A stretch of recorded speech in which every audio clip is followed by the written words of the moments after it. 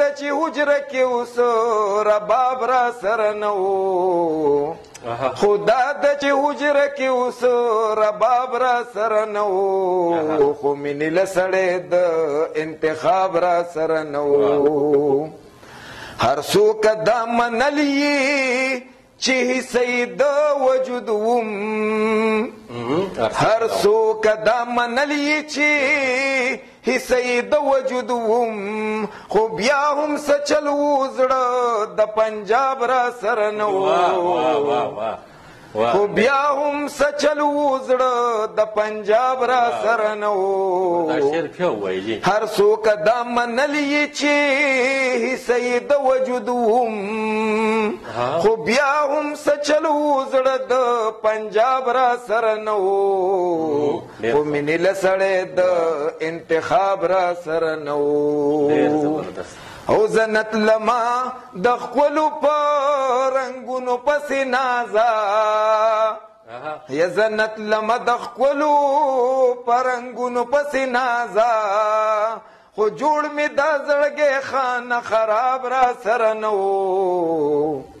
خو جوړ مې دا زړګی خانه خراب را سره نه و خو مینې له سړی د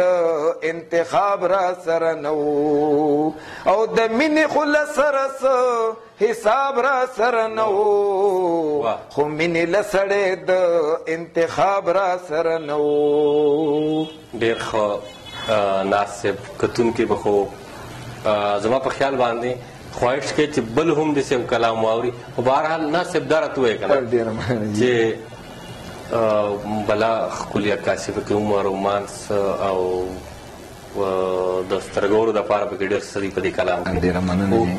او ناصب ستاسو خوښې ټپې کمې دي داسې خوښې ټپې نه یې مړ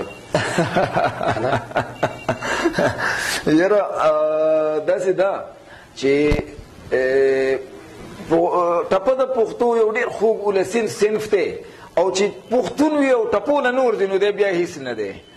نو زه به دا ووایم چې ما ټپې لیکلي هم دي د ملګرو په وینا باندې د هغو په غوښتنو باندې خو زما سره شته هم چې په کاپۍ کې را سره شته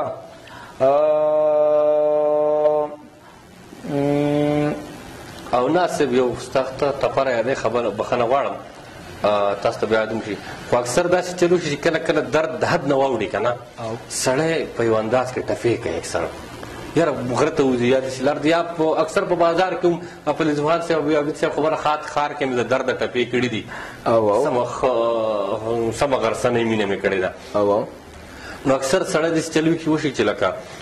کله چې دا به سبا نوي نسل د تاریخ په شکل کې دی ورکوي او که دا د تېرو خلکو په شانتې په هوا کې خبري نو څنګه چې د هغه د کار څه وجود نشته دغسې د هغه د وجود څه حیثیت نشته او ډېر خلک مونږ ولیدل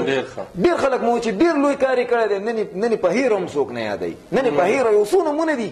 داسې خو به نه چې د هغوی په کار کې به شاید دغه مخلصینه وه یا به بالکل پکې وه په دې کې شک نشي کېدی هغو ټیک ټاک کار کړی دی ښه په اخلاص یې کار کړی دی خو د بدقسمتۍ نه هغه کار په صحیح بنیادونو باندې هغوی ودرولی نه دی په صحیح طریقې باندې نوي نسل ته راوړی نه دی او په صحیح طریقې باندې هغه پروموټ کړی نه دی. زه ډېرې بخښنې سره ناصب زمونږ چې کوم د دې وخت نه مخکې کوم زیاتر اکثر پښتنو په ناپوهۍ کې د شاعرانو ادیبانو قدر هم نه دی کړی هغوی ته یې قسمه قسم څه خسبګر ویلي یا څه یا څه هغوی د دغه وجې نه هم بلا خراب شوي دي که تاسو ما لږ غونته اجازت راکړئ زه به لږه زیاته کوم کوشش کوم چې په لنډو ټکو کې دا خبره وکړم که تاسو وګورئ چې که نه لکه ډېر لوی نومونه دي او موږ یې ډېر په احترام سره اخلو بیا تخلیقکاران موږ دا کوشش هم کوو چې د هغوی کومه وینا کوم لیک دی په هغې د موږ ځان پوهه هم کوو خو زه په دعوې سره وایم چې که هسې د هوا دپاره یو سړی دا نوم اخلي چې یاره حمزه بابا بېشکه ډېر لوی سړی دی ډېر زیات ورته احترام لرو ډېر لوی کنټریبیوشن دی یا د هغې نه په اخوا که موږ لاړ شو د خوشحال بابا یا د حمید بابا یا د علي خان بابا دا د پښتنو باباګان دي د دې ډېر لوی کنټریبیوشن دی پښتو ادب کې د دې ډېر لوی کار دی بلکې دې ولس ته د کلاسیکي ادب ورکړی دی او بیا د وخت سره هغه ادب خپل رنګونه شکلونه بدل کړي دي او راتېر شوی دی په دې خوا راغلی دی اوس دا کم خلک چې نوم اخلي نن که نه دا کسانو نو زما سره د کیني څوک د حمزه بابا په شعر باندې پوهېږي څوک د خوشحال بابا په شعر باندې پوهېږي څوک د حمید بابا